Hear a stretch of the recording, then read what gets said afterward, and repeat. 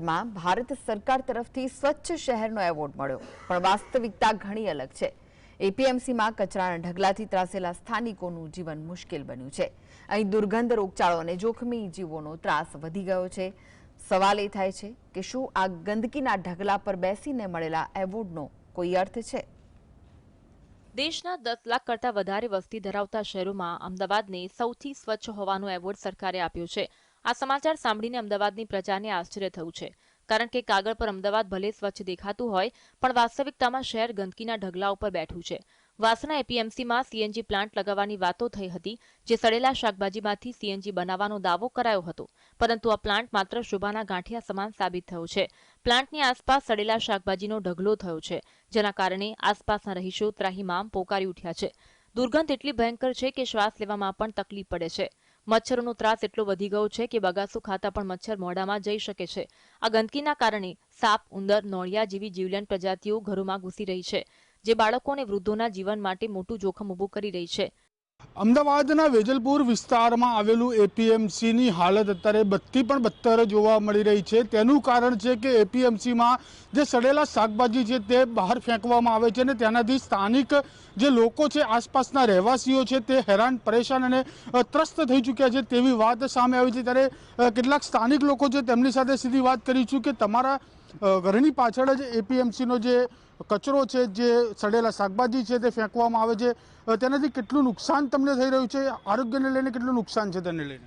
અમારા ત્યાં છે ને બહુ જ ગંદકી છે, એના માટે અમે પોતે બીમાર થઈ જઈએ છીએ। મચ્છર એટલા છે, અમારા નાના નાના બાળકો બીમાર થઈ ગયા છે।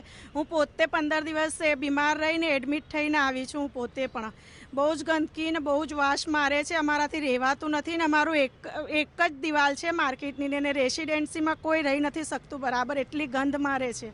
હજી ચોક્કસથી બીજા પણ સ્થાનિક છે તેમની સાથે વાત કરીશું કે તમે બીમારની વાત છે, અમુક જીવજંતુઓ પણ અહીંયા આવતા છે કારણ કે આટલી ગંદકી છે, કયા પ્રકારના જીવજંતુઓ અહીંયા આવે છે, કયા પ્રકારની અગવડતા તમને પડે છે? અમારે ત્યાં છે ને બહુ મોટા મોટા ઉંદેરા, સાપ આવે છે બધું ને બહુ અમારે અહીં પ્રોબ્લેમ એટલો બધો વધી ગયો છે કે જેની કોઈ સીમા નથી, કે અમે જમતા પણ નથી। ડેન્ગ્યુ આ તે મચ્છર મોઢામાં ભરાઈ જાય છે, અમારે કેવી રીતે રહેવું ને શું કરવું? આ લોકો કશું ડિસિઝન લેતા નથી, જઈને ત્યાં કઈને આવ્યા પણ કશું ડિસિઝન લેતા જ નથી।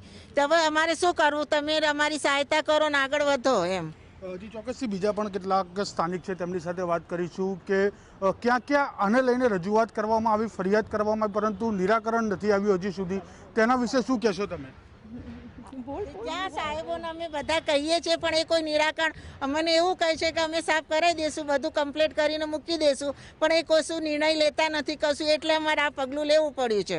ક્યાં ક્યાં આની રજૂઆત કરવામાં આવી છે, ક્યાં ક્યાં આની ફરિયાદ કરવામાં આવી છે? અહીંયા ઓફિસ પર જ ગયા હતા તો એ લોકો કહે છે કે જ્યારે પોલીસવાળાને કોઈ વાંધો નથી આવતો તો તમને શું તકલીફ છે? સામે પીઆઈ બી છે જ ને કે બાજુમાં, એ લોકોનું સાંભળવામાં નથી આવતું તો કે તમારું શું સાંભળવામાં આવશે? હવે એનાથી વધારે શું કરવાનું? હવે એનાથી વધારે ક્યાં ફરિયાદ કરવાની? આ અંગે જીએસટીવીની ટીમે એપીએમસીના સત્તાધીશોને પૂછપરછ કરી, ત્યારે તેમણે આ પરિસ્થિતિ માટે કોન્ટ્રાક્ટ કંપનીને જવાબદાર ગણાવી। તેમણે કહ્યું કે કંપનીએ યોગ્ય સફાઈ અને બાયોપ્લાન્ટનું કામ કર્યું નથી।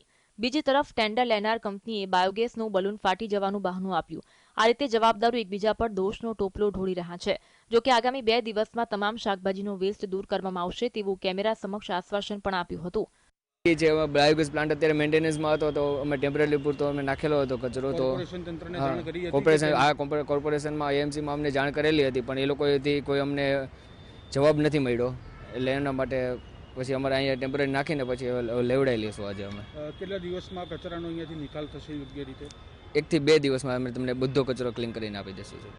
આ ગંદકી સ્વચ્છ અમદાવાદના દાવાઓની પોલ ખોલે છે। ગંદકીનો તાત્કાલિક ઉકેલ લાવવો જરૂરી છે, જેથી અમદાવાદની પ્રજા સ્વચ્છ વાતાવરણમાં શ્વાસ લઈ શકે, કારણ કે કચરાના ઢગલા પર બેસીને સ્વચ્છતાનો એવોર્ડ મેળવવો એ દરેક શહેરીજન માટે શરમજનક બાબત છે। સ્થાનિકો આનાથી અત્યારે હાલ હેરાન પરેશાન થયેલા જોવા મળી રહ્યા છે અને અનેક વાર રજૂઆતો કરી છતાં તેનું પરિણામ નથી આવ્યું તેવી પણ રજૂઆત તેમના દ્વારા અત્યારે હાલ કરવામાં આવી છે। કેમેરા પર્સન મિત ભટ્ટ સાથે ધવલ બારોટ, જીએસટીવી, અમદાવાદ।